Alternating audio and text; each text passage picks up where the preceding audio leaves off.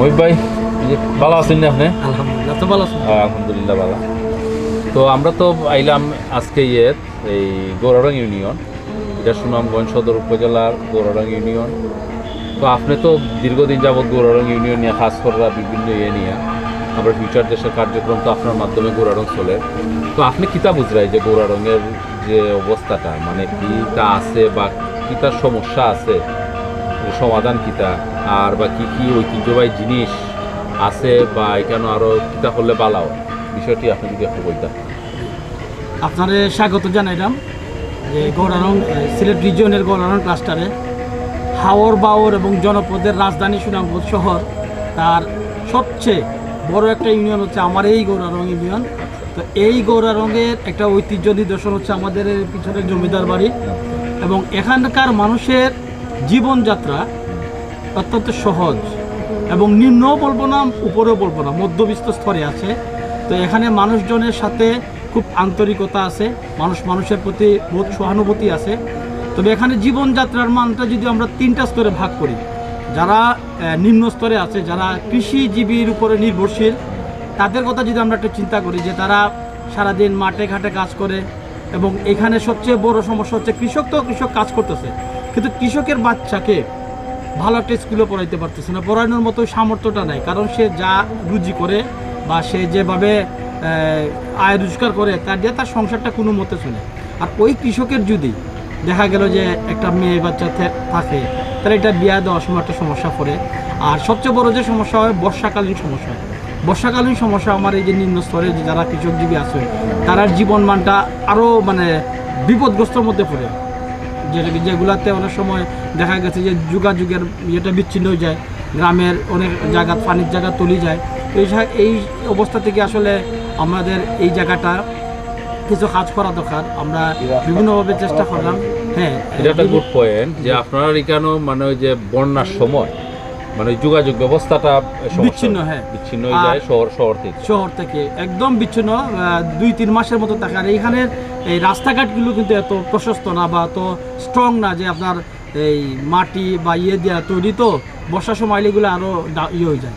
তো আমরা এখানে একটা যদি হইতো, আমরা যেটা কই যে বন্যার সময় আশ্রয় কেন্দ্র যদি হইতো, তো এই এলাকার মানুষের জন্য একটা উপকার হইতো।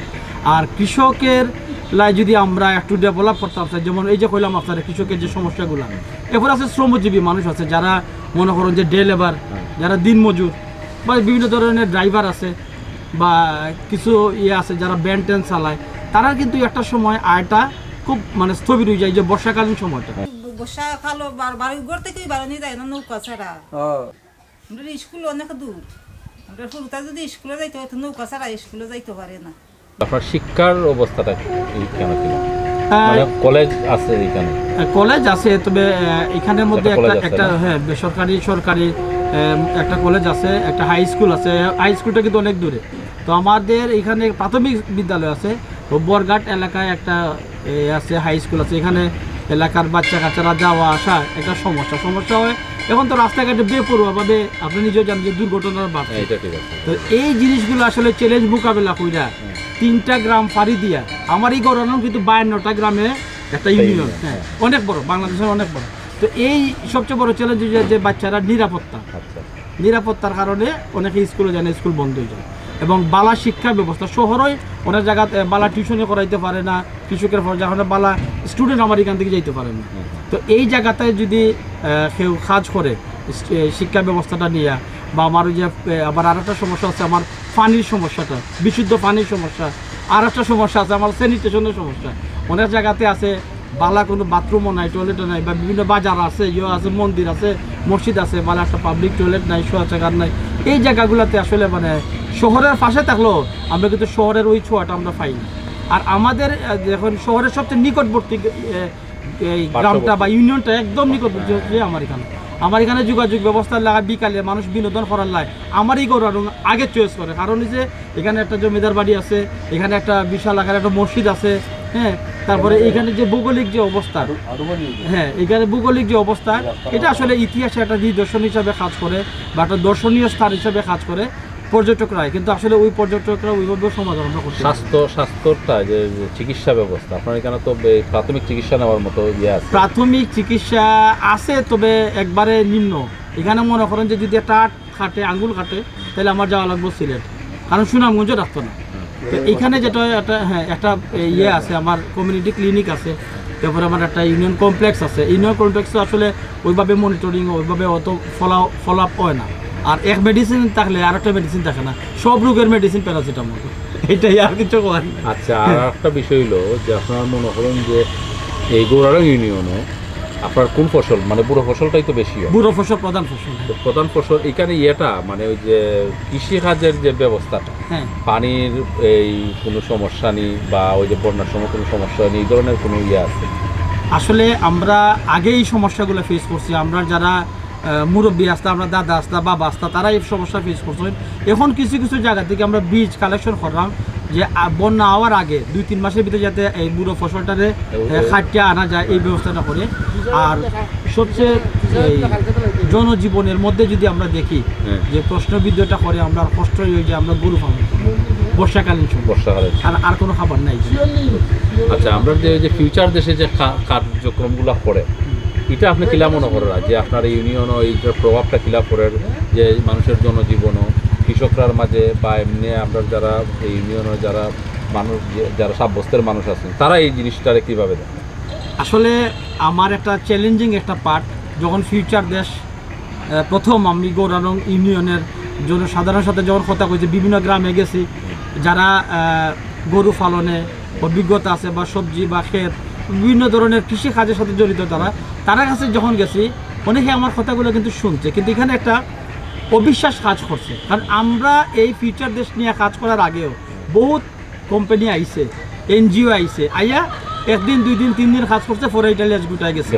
তো এখানে যে জিনিসটা হচ্ছে যে আমার ইউনিয়নেও প্রথম যখন আমি ফর্ম ফিল আপটা করার পরে আমার একদিনেই আমার 300 ফর্ম আমি নিয়ে আসছিলাম, 100 ফর্ম ফিল আপ করতাম পারছি।